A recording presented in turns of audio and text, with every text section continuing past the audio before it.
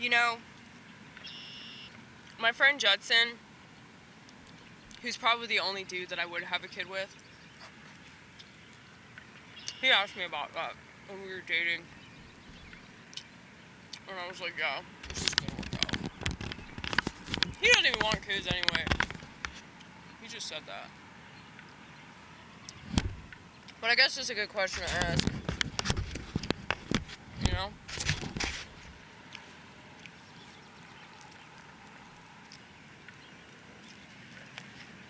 But, like, I realized, like, if I don't want kids, like, I shouldn't be with somebody. I shouldn't be having sex with somebody, you know? And I told him, I was like, you have to marry me if you want to fuck me. And he was not cool with that. But I think that should happen for a reason. Because I'm out of my fucking mind. I just got impulsive. Because I liked him. So I was like, let's get married. He was like, this is a terrible idea. I'm really glad that all that shit happened because it made me realize I'm fucking nuts. But also,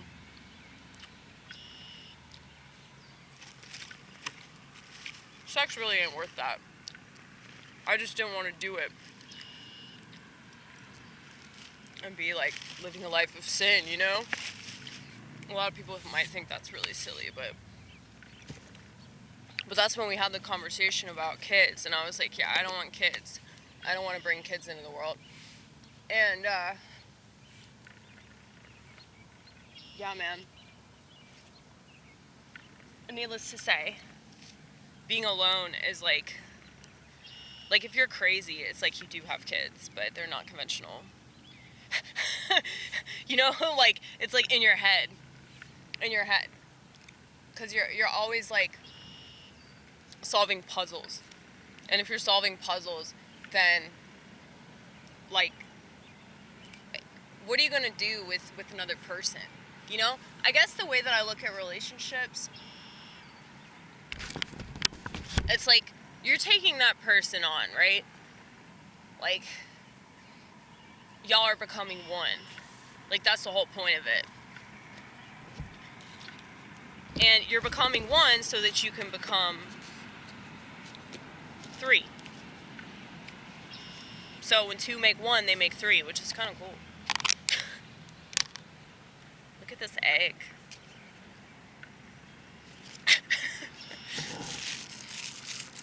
It smells bad. Okay, let's eat it really fast.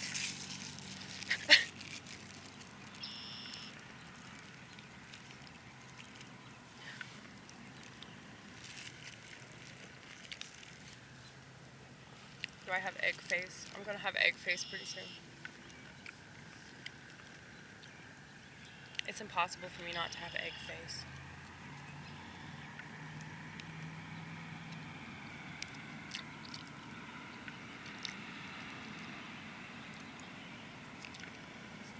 But anyway.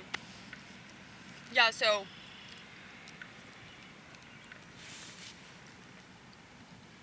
Judson's a really great guy. But it's like, I can't see myself, like, wanting to become one with somebody. Not just sexually, but, like, in any kind of way. And it's like, I realized this recently, that a lot of the times when I would, like, fantasize about having, like, some sort of romantic relationship with somebody, it was like, I was basing this off of, like, movies and, like cheesy-ass love songs. And so it was like, I feel like those types of, like the media that I consumed at the time was just, like, kind of brainwashing me in a way.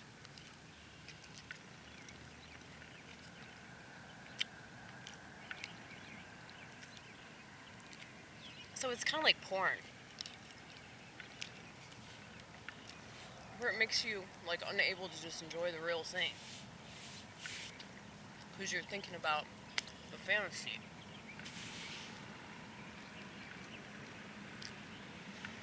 Like, there's so much more out there, you know? Well, it's like, I don't know. I feel like so in touch with everybody.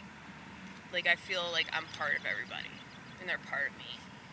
Like, everything I look at, everything I am conscious of is like a part of me. And because of that, I can't even imagine like doing that in a relationship, like taking on somebody as my own. And it's like when people say, no, you're not supposed to own the person, I'm like, technically you are. Like, it's a dual ownership, you know? So I get that aspect of it. But it's like, I can't foresee myself actually doing it. It's just a fucking fantasy. And I'm like, dude, I'm that person. You know?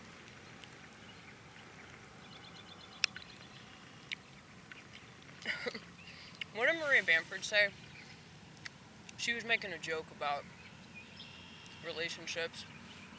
Like, some of the shitty advice you get is like, in order to find the one, you have to be the one. And that makes sense, though, because it's like, what you want to attract, like, yeah, you've got to emulate that. So that's what I wanted to talk about originally. It was like narcissism. Like, I keep attracting these people into my life, and I'm like, maybe I should just stop having empathy, right? Because they always use empaths. Well, I think it just depends on the narcissist.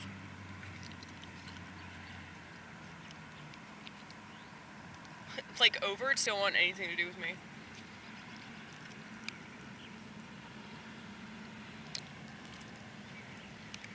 And I realize it's because, like, they feed off of my energy. Like, they know that there's something about me they don't like.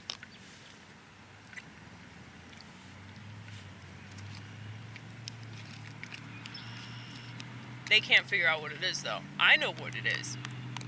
Like, our energies clash. And because our energies clash, it's really uncomfortable for them to be around me. It's kind of like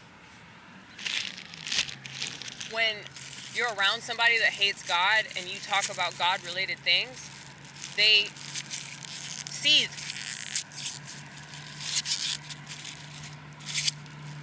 I mean, I don't seethe when you talk about your fucking butthole. I don't seethe when you talk about that.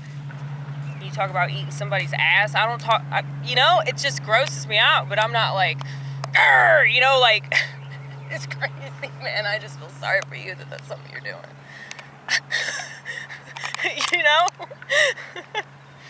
Oh, shit. Did I spit on the vortex?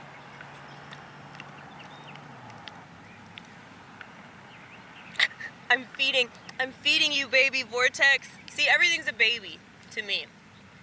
That's why I don't need an actual baby, because everything's a baby. You know? Like, this grapefruit is my baby.